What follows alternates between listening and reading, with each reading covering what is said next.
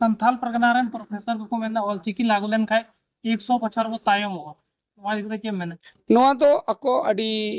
टेमेज उहर को दो का नवा चेतान रे मिटंग चूड़े सोरेन सुपे हिनोडे निकन के संथाल परगना निकन के उनी मेले आधा घंटा ते न ऑलचिकी चेत लेन ताहे कना आरो मा आयमा हर का तुमको ले इन मिड दिन तिगिन चेत कना उनका को मेनेट कना आर नोय आले होले चेत कना आले हो उनका ते समय दो बाय हताव को ना चेदो रे नोआ चेत लेन खान के ओना बन चेत दाड़े जेमन कहानी रे को लेया तुयु और अंगूर ना कहानी रे अंगूर बाय तियु दाड़े खरा दो मेन का अंगूर दो जोजो गया हैं उनका के जहां ना चिकी बाय चेत का खान उनी दो ले है ना दो बाय जुत गया ना दो साइंटिफिक बांग कना ओना कथा को मेनेट कना नोआ जुदी चिकी चेदो आय तारे कना जे बुझाव दाड़े मा नोआ तीन नोआ सिरियस नोआ चिकी तीन सर सामते नौकाना कथा बांग आंजम कना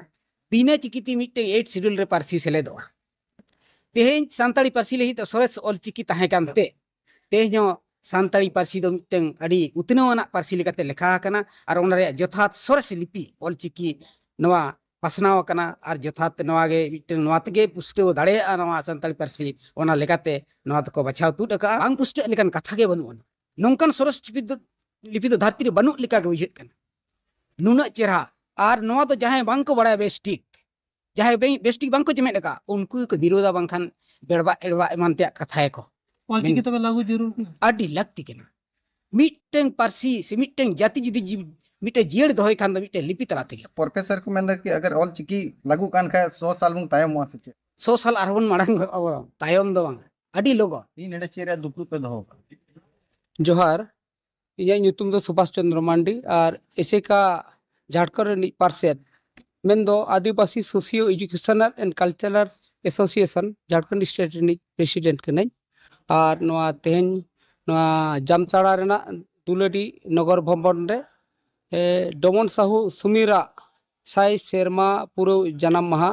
जहाँ साहित्य एकेडमी न्यू दिल्ली पाहटा खन मनावना और नोआ रे आले एसेका झारखंड साउते आइसवा झारखंड ब्रांच और ओना साउते नोडे देश मजी परगना बाईसी संताल परगना नुकु को वानते नोआ प्रोग्राम ले करावया और नोआ तेहन अखड़ा दो डबन सहु सुमीरा जहाँ साई शर्मा जन्म माहा ओनाले मनाव के और नोआ रे अबोरिन मारंग पेड़ा लखते चूड़े सोरेन सिपाही और ओना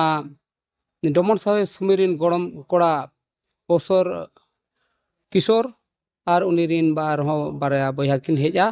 और साहित्य एकेडमी न्यू दिल्ली पाहटानी जहाँ सानताली कन्वेनर चैतन्य प्रसाद साहित्य एकेडमी रेनी कमिया लेकाते लहाई जहाँ कन्वेनर मदन मोहन सोरेन हो नोआ आखड़ा रे सेटेरे ताहे कना ओना साउते नोडे अबोरिन प्रोफेसर को ओनोलिये को और सावता दुलड़िये को हो तेहना नोआ गालोच रे जेमन नाजिर हेम्ब्रम नेस गे हाले गे संताड़ी अनुवाद सिरपर आज नाम के साहित्य एकेडमी पाहटा खन मोहन बास्के जहाँ हलंगड़ा पाताम एडिटर कनाय उनका लका गे लकई बास्के प्रोफेसर लकई बास्के जे अब मिट पारसी मिट चिकी नवा बन अपनार मा और अब साहेब बन हरा बुरुई मा और जुमित बन ताहे संथाल परगना रेन प्रोफेसर को मेना ऑलचिकी लागू लेन खाय 100 बछर को तायमोगा नवा इदरे के मेना नोआ तो अको अडी टेमेज उहर को दो का नोआ चेतान रे मिटंग चूड़े सोरेन सुपे हिनोडे निकन के संथाल परगना निकन बांग पुष्ट लेकान कथा गे बनु नौकान सोरस लिपि दो धरती रे बनु लेका गे बुझेत कना नुना चेहरा और नवा तो जहां बांग को बड़ा बेस्टिक जहां बेस्टिक बांग को जमेट का उनको को विरोधा बांखान बेड़बा एड़बा एमानते कथाए को ऑलचिकी तो लागू जरूर अडी लगती केना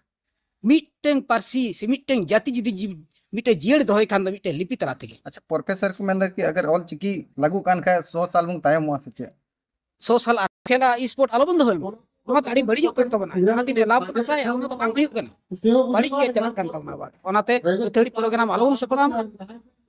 अब सनम कान ते देई के होई तबना रास्के जराते अब खाली बन गेदारी के गना खाना स्पोर्ट ढंगा ते मेन खान अब बड़ी के सौतारिया दे मत भाड़ी तोरी कन्युया और जो को खेल केना मिटे बड़ी हर से ताड़ नोय मन नेले सुसरिया को यारे असड़ा को पेरे दे